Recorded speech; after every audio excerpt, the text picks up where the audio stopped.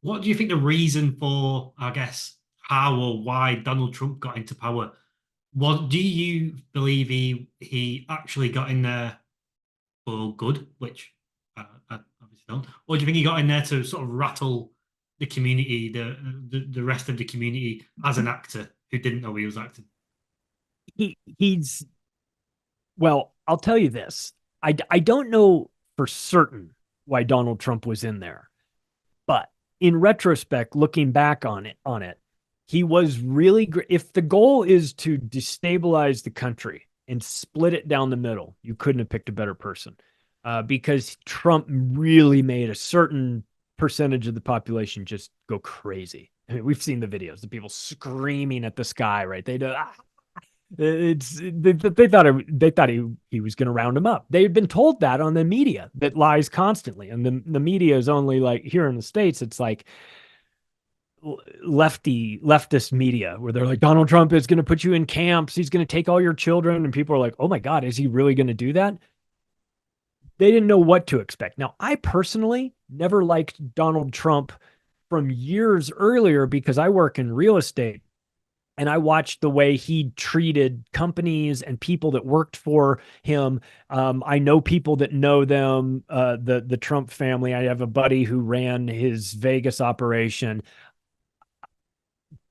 He's a shithead. He's a shitty businessman. He's a guy that is a horrible. He treats people like garbage. He had like 4,000 lawsuits against his construction company. And working in real estate, I know that most developers are just like him. They're just it's a weird type of person. It's not the type of person you would want to hang out with.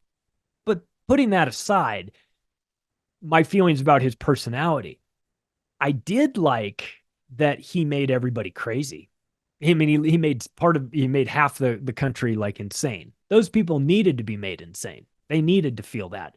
And I think that he's a great destroyer. I don't know if he was actually supposed to be the president. I think Hillary Clinton was probably, I mean, she was definitely projected to be the president. And I know that the Octopus group loves her because they know her husband. I mean, they don't love her personality because she's unlikable, but she gets things done for them, and she's never going to turn her back on them because she's a soulless psychopath who defended rapists when she was a lawyer. Her boss at the law firm where she first worked, the first job she had out of law school, her boss is on the record saying, in all of the years of practicing law, I have never met a more dishonest person than Hillary Clinton. And he refused to write a recommendation letter for her. He said, this is only this will be the third time it's ever happened in my career, but I have to say that out of all the people I've ever had come through and work for me, this is a prestigious guy that knew the inside. He said, I've never met anybody as diabolical as Hillary Rodham, I guess was her name back before she was married to Bill. So she was defending rapists, and she doesn't need to be kept in line. She's a psychopath. She's part of that team. So I know they would have liked to have had her. Trump is a little bit more of a wild card, and they don't love that. They don't love the wild card. They can work with it, they can figure it out. It's like, well, if Hillary gets in office, we can work with her and we'll do all these agendas that we have planned. If for some reason Donald Trump beats her and winds up in there somehow, well, then we got to make sure he doesn't do these things, and we got to convince him to do these other things. And here's the problem with Donald Trump: he has such a huge ego that he's easy to manipulate. So you just tell him you can't do these things, and then he'll want to do them. So they know how to work him, right? So, oh, you can't do this, you can't do any of these things, Donald. No, no, no, you can't do. Oh, you watch, I'll do those. I'll be the best. They're going to be the best things that have ever been done. And you're like, and they're you're like, oh, he's falling right into the trap, right? He's walking into it. So I don't know if that was the. I mean, look, they're selections, not elections. So, but my feeling is when it came to Donald Trump and Clinton, I don't think he was actually selected at that point. I think when it comes down to the final two contestants, you know, again, Donald Trump knows his airplane will blow up if he gets on the wrong side of these guys. If he really gets on the wrong side of them, he knows that. He knows that in the way that I was talking to John Perkins, who wrote Confessions of an Economic Hitman, and he that book changed my life. And one of the stories that he tells in that book is how in the early 80s he was an economic hitman, and he was working with Omar Trujillo in Panama, and Jaime Roldos, the president of Ecuador. He was working with both of these presidents, trying to get them to do these bad deals that his World Bank and IMF and the company he worked for, they're trying to build like hydroelectric power plants, and he was trying to convince them to take the deals. And these guys are saying, "We don't want these deals. These are bad deals. We're not going to take these deals." And he was telling them, "You got to take the deals." And he's like, the presidents were going, "We don't want to take the deals. We're not going to take it." And Perkins was telling him, guy like, he'd be like, "They're going to send the jackals after you, the CIA kill squad." And these guys said, "We understand. We appreciate you telling us, but I'm not doing the deal."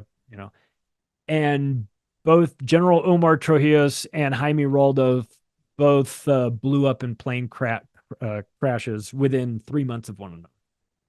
That the CIA put bombs on their plane and blew them up.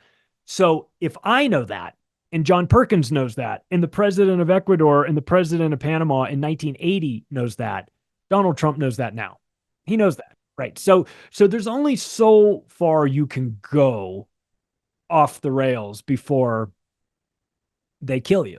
Now, and I know a lot of Americans think, "Oh, well, if they killed Trump, there'd be a civil war." Maybe, but maybe they want that. But maybe they don't care. They don't care. They don't care about America. Oh, there's gonna be a civil war and 20 million people will die. These people are their secondary plan when it's not creating world government is depopulation. So they don't care. You're not gonna say, "Oh, well, if this happens, then it'll be really bad. Everyone will die." They'll be like, "And where's the problem?" Right? So Trump and these people that become the president, they're only there's only so much they can do. There's only so many things that they can do before the before the people above them, the people that really control the world, the bankers and the intergenerational families that have really been in control, sort of in the shadow, and the Vatican and the City of London, and and all these groups.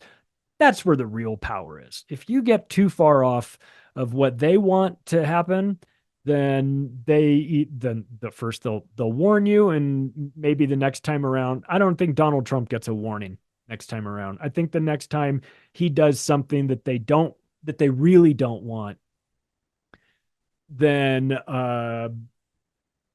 he goes away, and they can make that happen whenever they want to. So yeah. And we saw that with John F. Kennedy. So During his 4 years in power, did he do anything that really pissed him off? Or did he get like close to pissing him off? he's if you go by what he said and what he said he was going to do, for sure.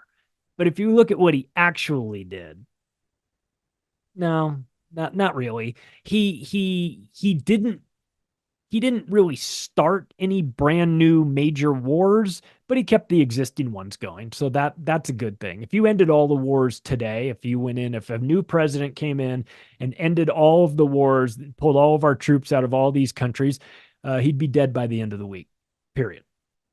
I mean, they wouldn't even try to hide it. They just have a guy walk up to him and shoot him in the head because At the moment, he's saying he'll end the war in Ukraine within 24 hours. Never happened. He wouldn't do Nope. that because he would get there'd be consequences. Yep. He'd say, "I have just ended the war in Ukraine in 24 hours. It was the fastest end to a war ever." And he would say all that stuff, and the money would still find its way there. And the tanks would still find its way there. They would still, it would still happen. If he honestly did shut that down, then the problem is that there are other things going on in a place like Ukraine that he's not really in the know about. He doesn't know about the biolabs, or maybe he does now, but at the time, there would be biolabs going on. There certainly was a massive money laundering operation that was using FTX to finance the Democrats. And I think if he found out about that, he probably would have put a stop to that.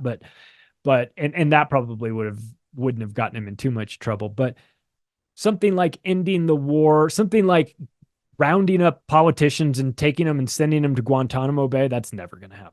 That's just that's hope porn that the American Republicans have, that like, oh, one of these days, man, he's going to get back in there and he's going to right all of the wrongs. He's going to take all these people and throw them in prison for their crimes. He should, but that's not going to happen. That's just never going to happen. That's what he says is going to happen, but it's not going to happen. But no, I don't think he ever really did anything too bad to cross the line against these people. COVID was a prime opportunity for him to not do it, to say, we're not pushing the vaccine, we're not locking down, we're not printing trillions and trillions of dollars. We're not going to do any of that stuff. I'm not shutting down the economy. I'm not doing any of that. He could have done that. He didn't. He printed all the money. He shut down the economy. He took credit for the vaccine. He demanded that everyone get vaccinated. He's still taking credit for it. So he may talk a big game about how he's going to end these things. You can only do so much before they just change you out for somebody that will. I mean, Joe Biden is the president right now, allegedly. But he's, it's really kind of Obama and Obama's team behind the scenes that are really running that. But if Joe Biden came out today and decided that he was going to make some sweeping change, or he was going to cut off funding for Israel, or he was going to cut off funding for Ukraine, they'd push him down a flight of stairs on camera. You know what I mean? They wouldn't wait for him to fall. Some guy would just come and just kick him right down, and that'd be the end of it, because there's only so much you can do.